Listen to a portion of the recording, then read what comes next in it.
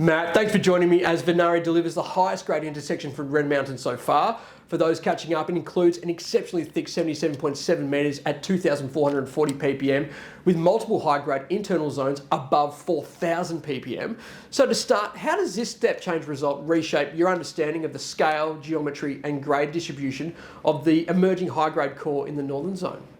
Yeah, hi Alex, great to be talking to you. Well, it's becoming increasingly clear that this whole we've got this northern zone in the Red Mountain project, and that's a bit of a sub-basin. So while the whole of the Red Mountain project is a sedimentary basin, there's a little bit right to the north. This sub-basin is how we're thinking of it. And what that means is it's creating a bit of a step change up when it comes to that lithium grade.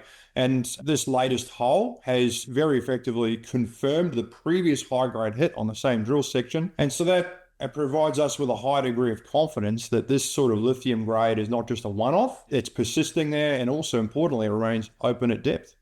Now, Matt, given the standout hole being RMRC 013, it successfully extended high-grade mineralisation down dip. So what does this mean for continuity at depth and the potential to define a larger, thicker resource envelope than initially anticipated? Yeah, look, this hole, it certainly attests to that high-grade core in the northern zone, which we've sort of touched on previously. But what also it makes clear is that we actually need to do some more targeted drilling. And I'll be very clear, we have got sufficient drilling there now to do our maiden resource. However, I mean, if you look at the drill spacings, the next drilling to the north of this, super high grade intersection is about 400 meters away. And to the south, it's 600 meters away. Like I said, we've got sufficient drilling to do the MRE, but there's plenty of room for that really high grade lithium to actually continue north and south this section as well as down dip. And in fact, there's actually every possibility we'll improve on those grades with further drilling. So with assays now confirming very broad continuous high-grade lithium mineralisation consistent with earlier diamond core results, how do these results, in conjunction with the assays you announced last week, reinforce confidence in the overall northern system ahead of the maiden MRE? Look, I'm very confident we'll get some good continuity. Just looking at the drill results to date in their totality, I think we're getting some really good results. I think ultimately what we'll see is we're going to see a great result in the central part of the project, right? That is going to be larger in tonnage and lower in grade than the northern area. This northern area will globally have a lower tonnage and a higher grade than the central area, but locally within that central zone, we're going to see some very spectacular grades and a bit of a high grade pocket. That's what these results to date telling us. And just finally, Matt, if we take these results alongside the December 11 results, which show repeatability between core and RC drilling and strong hits across multiple holes, how is the board framing the scale, development pathway and strategic significance of Red Mountain as it moves towards its maiden mineral resource?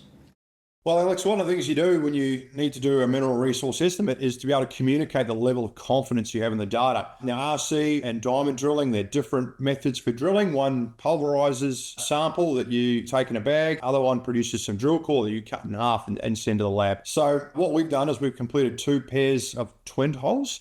So you drill one RC and one diamond right next to each other, and what you want to see is very close results. That's exactly what we see here at Red Mountain. So we get very close in terms of intersection width and average grade. And so that's pretty important because we've done 8 diamond holes. We've done 24 RC holes. We now have a high degree of confidence in both, and then they're representative of the mineralization under the ground. And in terms of the resource, well, I've been on the record a number of times talking about the grade at Red Mountain being a differentiating factor for the project amongst, most other lithium clay projects. And the reality is there's about 16 resources out there in the US, or in Nevada, I should say. 9 of them have average resource grades of below 1,000 ppm lithium. And if you take a look at results of Red Mountain today, you'll see that most of our intersections are actually above that. So that gives us some really good confidence going into this maiden resource. And the key is about that high grade core, because what we want to do and looking forward in the project is once we can do some more drilling, upgrade a resource to indicated, then we can do financial studies. So you can do like a scoping study and advance that forward into PFS. So that high grade core is what I expect to ultimately, with more drilling, to be able to underpin some very positive financials when it comes to scoping study time.